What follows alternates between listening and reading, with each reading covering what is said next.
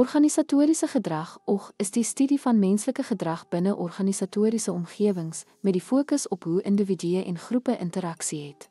Dit is daarop gemik om organisatoriese doeltreffendheid te verbeter deur die dinamika van die werksmag te verstaan en te bestuur. Op ondersoek individuele gedrag, insluitend persoonlikheid, motivering en persepsie om te verstaan hoe werknemers binne 'n organisasie interaksie het.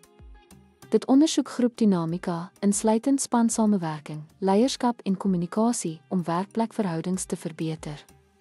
Organisasiekultuur en klimaat beïnvloed werknemersgedrag, wat prestasie, betrokkenheid en werkstevredenheid beïnvloed. Doeltreffende op praktyke dra by tot organisatoriese sukses deur 'n positiewe werksomgewing te bevorder en produktiwiteit te verhoog.